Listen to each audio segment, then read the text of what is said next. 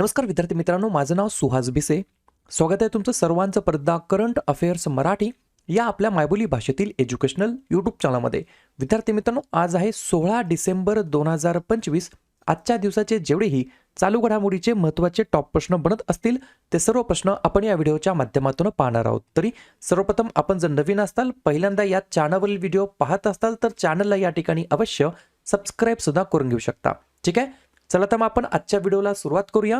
त्या अगोदर कालच्या व्हिडिओमध्ये जो काही शेवटचा प्रश्न विचारला होता त्या प्रश्नाचं उत्तर जाणून घेऊया. काय होता प्रश्न?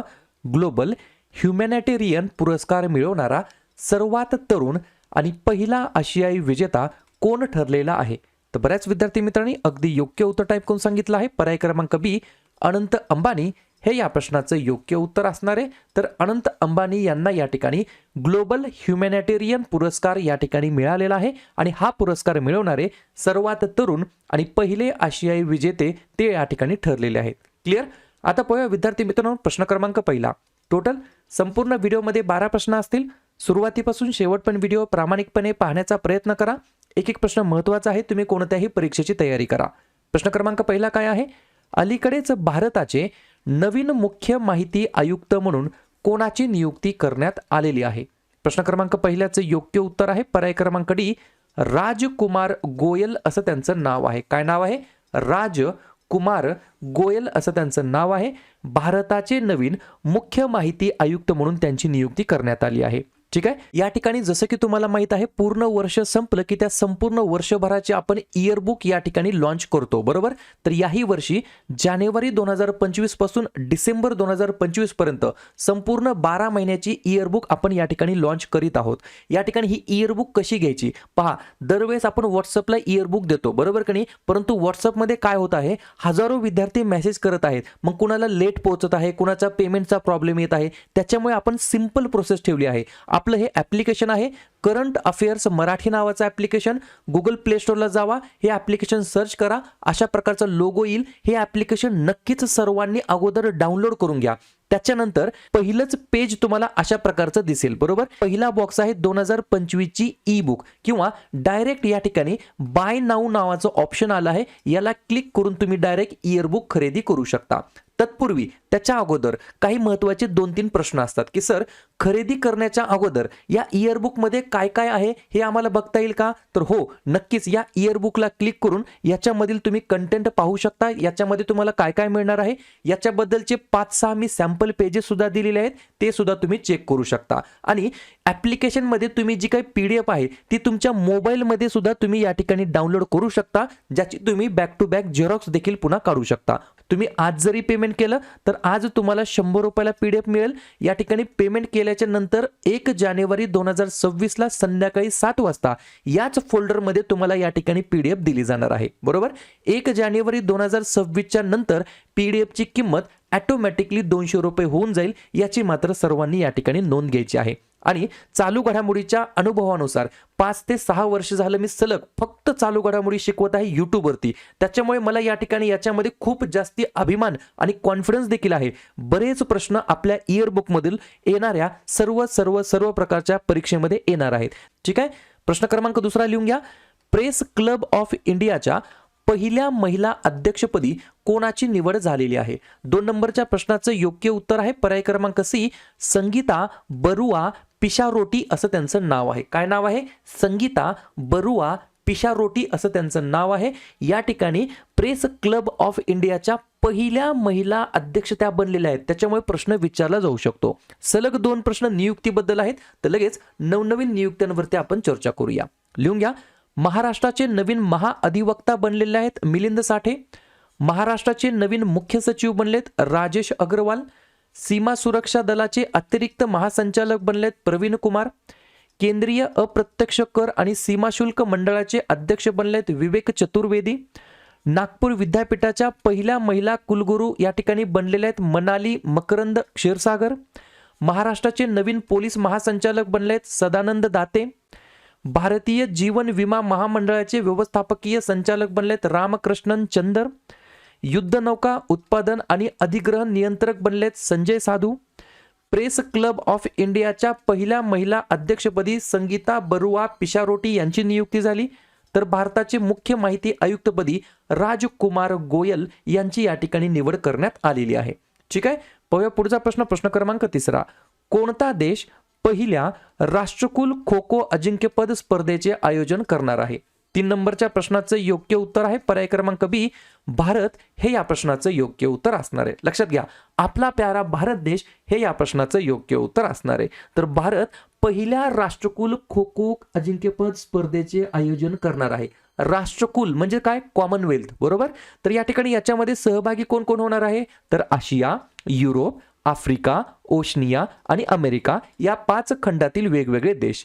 यापूर्वी जानेवारी 2025 मध्ये नवी दिल्ली या ठिकाणी पहिली खो खो विश्वचषक स्पर्धा आयोजित करण्यात आली होती, ज्यामध्ये भारताने पुरुषांमध्ये देखील आणि महिलांमध्ये देखील दोघांमध्ये देखील या ठिकाणी विजेतेपद पटकावलेलं आहे. ही देखील गोष्ट तुम्हाला लक्षात ठेवायची आहे. ठीक आहे. पाहूया पुढचा प्रश्न, प्रश्न क्रमांक 4. कोणत्या राज्यामध्ये शतकानुशतके जुनी पगडी पद्धत अलीकडेच रद्द करण्यात आलेली आहे? 4थ्या नंबरच्या प्रश्नाचं योग्य उत्तर आहे पर्याय क्रमांक ए, आपलं राज्य महाराष्ट्र राज्य. तुम्ही म्हणताल की सर ही जी काही पगडी पद्धत आहे ही नेमकी काय आहे, आम्हाला समजलं नाही. तर लिहून घ्या, निर्णय काय घेण्यात आला आहे? पगडी पद्धत टप्प्याटप्प्याने संपुष्टात आणण्याबद्दल निर्णय घेण्यात आला आहे. याच्या मागचा उद्देश काय आहे? पुनर्विकास थांबवणाऱ्या या पद्धतीमुळे अडकलेल्या जुन्या इमारतींचा मार्ग मोकळा करणे. आणि पगडी पद्धत म्हणजे काय? तर लिहून घ्या, ब्रिटिश काळामध्ये सुरू झालेली ही एक पद्धत होती जिथे मोठमोठ्या पगडी रकमेच्या बदल्यामध्ये भाडेकरूला आजीवन किंवा वारसा हक्काने घरात राहण्याचा अधिकार मिळायचा. तर घराची मालकी मालकाकडेच राहायची आणि भाडेवाढ करणे शक्य नसायचे. यामुळे इमारतींचा पुनर्विकास करणे अवघड झालं होतं. तर अशा प्रकारची ही जी काही या ठिकाणी पगडी पद्धत आहे ती या ठिकाणी काय करण्यात आली आहे? संपुष्टात आणण्यासाठी निर्णय घेण्यात आलेला आहे. ठीक आहे. पुढचा प्रश्न, प्रश्न क्रमांक 5. प्लिनियो नास्तारी शुगर एक्सलन्स अवॉर्ड जिंकणारा पहिला भारतीय कोण बनलेला आहे? 5व्या नंबरच्या प्रश्नाचं योग्य उत्तर आहे पर्याय क्रमांक डी, समीर सोमय्या. कसं लक्षात ठेवू शकता? स फॉर शुगर, स फॉर समीर, स फॉर सोमय्या. शुगर म्हटलं की समीर सोमय्या असं लक्षात ठेवलं तरी काय हरकत नाही. याच्यामध्ये विशेष काय आहे? तर लिहून घ्या, हा पुरस्कार जिंकणारे हे पहिले भारतीय ठरले आहेत, त्याच्यामुळे हा प्रश्न विचारला जाऊ शकतो. मग या समीर सोमय्या यांनी नेमकं योगदान काय दिलं आहे? तर लिहून घ्या, साखर, इथेनॉल आणि जैव ऊर्जा क्षेत्रातील त्यांचे उत्कृष्ट कार्य आणि सातत्यपूर्ण योगदानासाठी त्यांना हा सन्मान मिळालेला आहे. ठीक आहे. समीर सोमय्या असं त्यांचं नाव आहे. ठीक आहे. पाहूया पुढचा प्रश्न, प्रश्न क्रमांक 6. खालीलपैकी कोणते राज्य हे भारतातील पहिलं राज्य असं बनलेलं आहे HPV लस मोफत प्रदान करणारं? 6व्या नंबरच्या प्रश्नाचं योग्य उत्तर आहे पर्याय क्रमांक सी, तमिळनाडू हे या प्रश्नाचं योग्य उत्तर असणार आहे. आणि HPV याचा फुल फॉर्म काय? Human papilloma virus. काय नाव आहे? ह्युमन पॅपिलोमा व्हायरस असा या ठिकाणी HPVचा फुल फॉर्म आहे. आणि याची जी काही वॅक्सिन आहे, लस आहे, ते मोफत देणारं भारतातील पहिलं राज्य ठरलं आहे तमिळनाडू राज्य. तमिळनाडू बद्दल आपण चर्चा करूया. स्थापना झाली 1 नोव्हेंबर 1956 ला. मुख्यमंत्री आहेत MK स्टालिन, राज्यपाल आहेत RN रवी, राजधानी आहे चेन्नई. या ठिकाणी 4 महत्वाचे राष्ट्रीय उद्यान आहेत, मन्नर, मरीनचे आखात, इंदिरा गांधी, मुदुमलाई आणि मुकुर्ती, आणि 2 महत्वाचे धरण आहेत, मेत्तूर आणि भवानी सागर. पुढचा प्रश्न, प्रश्न क्रमांक 7. दरवर्षी विजय दिवस केव्हा साजरा करण्यात येत असतो? 7व्या नंबरच्या प्रश्नाचं योग्य उत्तर आहे पर्याय क्रमांक बी, आजच्या दिवशी म्हणजेच 16 डिसेंबरला दरवर्षी या ठिकाणी विजय दिवस म्हणून आपण साजरा करतो. 2-3 पॉइंट लिहून घ्या. विजय दिवस म्हणजे 16 डिसेंबर जो 1971च्या भारत पाकिस्तान युद्धातील भारताच्या विजयाचे आणि बांगलादेशच्या स्वातंत्र्याचे प्रतीक आहे, जेव्हा 93,000 पाकड्यांनी शरणागती पत्करली होती. तसेच 26 जुलै रोजी कारगिल विजय दिवस देखील साजरा केला जातो, जो 1999च्या कारगिल युद्धामध्ये पाकड्यांवरती मिळवलेल्या विजयाचे स्मरण करतो. असे 2 महत्वाचे विजय दिवस आहेत जे भारतीय सैनिकांचे शौर्य आणि बलिदान दर्शवतात. त्याच्यामुळे कन्फ्युजन होऊ द्यायचं नाही. विजय दिवस हा असतो 16 डिसेंबरला आणि कारगिल दिवस हा असतो 26 जुलैला. ठीक आहे. दोन्हीही प्रश्न कशाबद्दल आहेत? महत्वाच्या दिवसाबद्दल. तर लगेच काय करूया, डिसेंबर महिन्यातील जेवढेही महत्वाचे दिवस असतील त्याच्यावरती आपण एकदा चर्चा करूया. लिहून घ्या.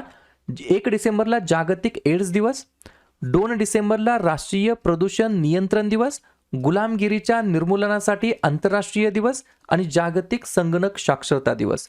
3 डिसेंबरला जागतिक दिव्यांग दिवस आणि राष्ट्रीय वकील दिवस, 4 डिसेंबरला भारतीय नौदल दिवस आणि आंतरराष्ट्रीय चित्ता दिवस, 5 डिसेंबरला आंतरराष्ट्रीय स्वयंसेवक दिवस आणि जागतिक माती दिवस, 6 डिसेंबरला महापरिनिर्वाण दिवस, 7 डिसेंबरला सशस्त्र सेना ध्वज दिवस आणि आंतरराष्ट्रीय नागरी विमान वाहतूक दिवस, 9 डिसेंबरला आंतरराष्ट्रीय भ्रष्टाचार विरोधी दिवस, 10 डिसेंबरला मानवी हक्क दिवस आणि अल्फ्रेड नोबेल यांची पुण्यतिथी, 11 डिसेंबरला आंतरराष्ट्रीय पर्वत दिवस आणि युनिसेफ दिवस, 14 डिसेंबरला राष्ट्रीय ऊर्जा संवर्धन दिवस, 16 डिसेंबरला विजय दिवस, 18 डिसेंबरला भारतातील अल्पसंख्याकांचा हक्क दिवस, 19 डिसेंबरला गोवा मुक्ती दिवस, 20 डिसेंबरला आंतरराष्ट्रीय मानव एकता दिवस, 22 डिसेंबरला राष्ट्रीय गणित दिवस, 23 डिसेंबरला किसान दिवस, 24 डिसेंबरला राष्ट्रीय ग्राहक हक्क दिवस आणि 25 डिसेंबरला भारतामध्ये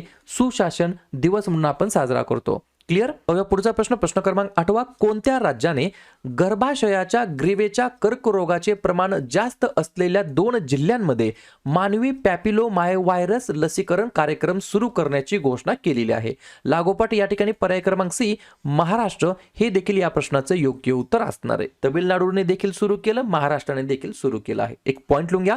महाराष्ट्र राज्याने पुणे आणि सातारा यासारख्या जिल्ह्यांमध्ये गर्भाशयाच्या ग्रीवेच्या कर्करोगाचे प्रमाण जास्त असलेल्या ठिकाणी HPV लसीकरण कार्यक्रम सुरू करण्याची घोषणा केली आहे. याला सर्वायकल कॅन्सर मुक्त महाराष्ट्र मोहीम असं या ठिकाणी नाव देखील देण्यात आलं आहे, जेणेकरून मुलींना गर्भाशयाच्या मुखाच्या कर्करोगापासून संरक्षण मिळेल आणि हा कर्करोग रोखता येईल. बरोबर? तर या ठिकाणी पर्याय क्रमांक सी महाराष्ट्र हे या प्रश्नाचं योग्य उत्तर असणार आहे. आपलं राज्य, आपल्या राज्याची स्थापना 1 मे 1960 ला झाली. मुख्यमंत्री आहेत देवेंद्र फडणवीस, राज्यपाल आहेत आचार्य देवव्रत, राजधानी आहे मुंबई. 3 महत्वाचे राष्ट्रीय उद्यान आहेत, चांदोली, संजय गांधी आणि ताडोबा, आणि 4 महत्वाचे धरण आहेत, उजनी, पवना, जायकवाडी आणि कोयना. पुढचा प्रश्न, प्रश्न क्रमांक 9. चाराई चुंग महोत्सव अलीकडेच कोणत्या राज्यामध्ये साजरा करण्यात आलेला आहे?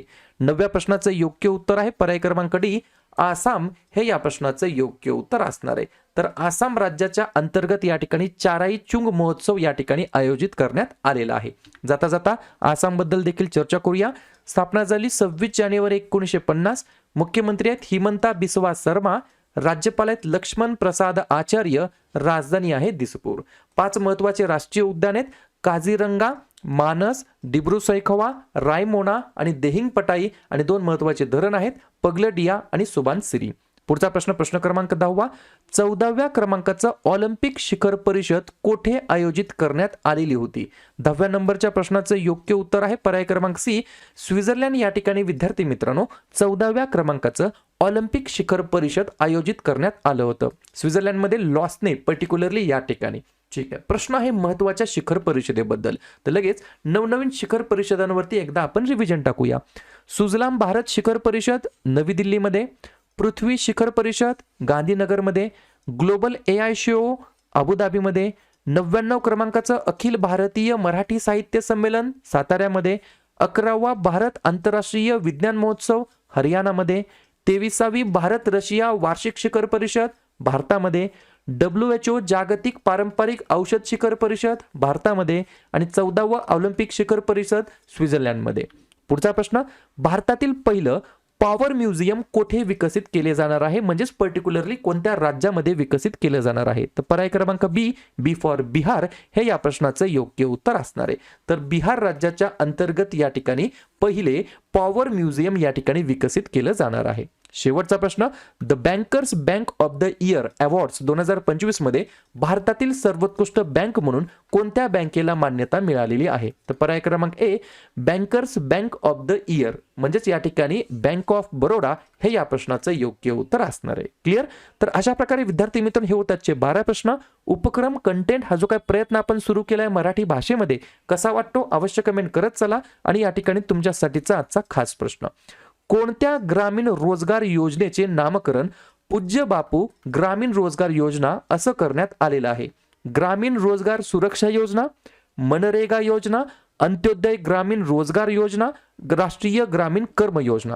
तर ज्या पण विद्यार्थ्यांनी या प्रश्नाचं योग्य उत्तर येत असेल त्या प्रश्नाचं उत्तर तुम्ही कमेंट बॉक्समध्ये देण्याचा प्रयत्न करा. प्रश्नाचं उत्तर चुकू द्या, बरोबर येऊ द्या, काहीच हरकत नाही.